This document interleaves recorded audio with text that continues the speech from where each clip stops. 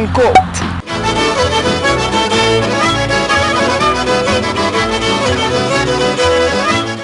Is this one on? Vintage Virginia.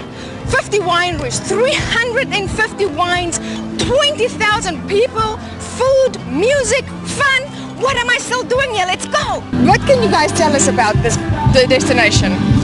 Well, this is one of the oldest and longest running and largest wine festivals on the East Coast. This is the 27th annual Vintage Virginia. So that's what we bring to the table here, and it's a great time. It's the time to come and collect your wine for the year. Taste, sample, buy, and take home.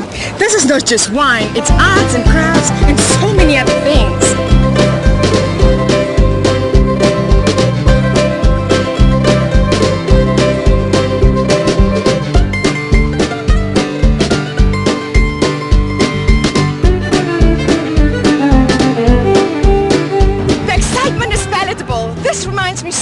Of my wine festival days in New Zealand. These guys really know what they're doing. Ray, would you mind just tell us about the wine in Virginia? Well, Virginia's wine industry has been exploding. This show is put on by the Virginia Wineries Association. Across the Way Productions helps manage the show and make it happen, and the wineries get to come and be in one place. You've got 2 or 3 million people that live in the Baltimore or the Washington, Northern Virginia area, and they can visit about a quarter or a third of the wineries by driving a short distance instead of traveling all over the state. Yeah. What is unique to the area?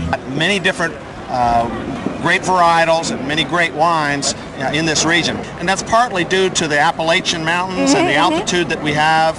We have a lot of the hills in the range of 800 to 1,200 feet in altitude, and that's a sweet spot for growing grapes or apples or any sort of orchard industry. So what do you have to offer today? We've got Norton, a grape that's native to Virginia. It's famous for being a good dry American grape. Most American grapes, they have a foxiness or a musky flavor about them, and usually they're sweetened up in order to make that foxiness go away. We also have Cab Franc, which grows very well in Virginia. So, what brings you here? Pirates drink beer. What are you doing here? Yeah, I'm not against drinking some wine. That's a stereotype, and I won't have it. I'll drink wine all day long. Wow, you don't have any beer, do you? Hello. Tell me about your wine. How you doing? I have cheese. Tell me just a little bit about your winery, the history, and you. We're a Chateau Le Garage winery, relatively small, but really focusing on making some fabulous wines. We buy half our fruit from local growers that we contract with early and have long-term plans with. And then the rest comes off our own vineyard. But it's really focused on making great reds. We have a couple of whites that we're selling of other folks. Which one is your signature wine? My signature wine is our Tracerelli. And how long have you been open? We actually opened the doors last year. I've been in the business for 27 years now, between New York and California, and now here in Virginia. Yeah. How long would you put that Bordeaux type wine in the oak?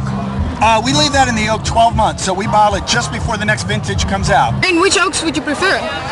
I like a blend. I use some American, I get some French, and I do a little bit of Hungarian in there also. Fantastic. And what is the toasting, how does that play a role in your... The toasting of the barrels? Yes. Very interesting question. I had somebody in the tasting room yesterday said, what's toasted oak?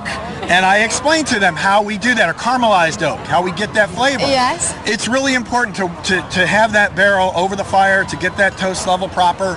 The sugars in that toast really marry and blend with that wine in a way that, 1 + 1 = 3. EC's going to pour our Tracerelli. Okay, and this is a 2006. It's all off our vineyard. Tracerelli means 3 sisters, and it's for the 3 pieces of the wine that go together in our blend. Merlot, Cabernet Sauvignon, and Petit Verdot. Okay? This is beautiful. Thank you. Thank you. It's just being released recently. We had it in the bottle about 10 months now. 10 months. Just showing really well. Young babies. Yes.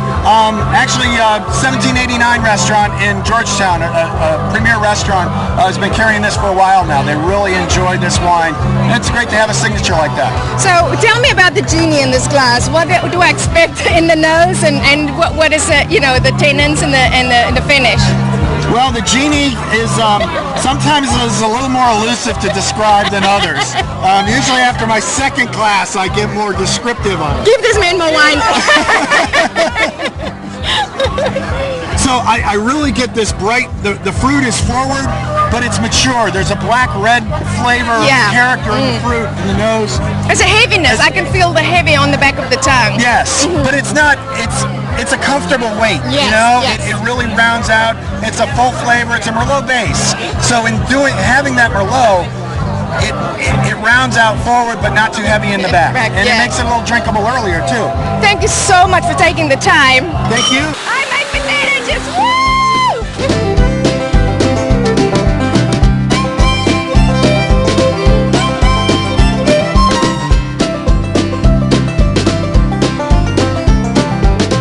Hi Ben, just tell me about your wines and where you are. Deborah, I am Ben Renshaw. I make 8 Chaves North. It's my first wine. I have managed vineyards in Loudoun County for several years and decided to go from vine to wine.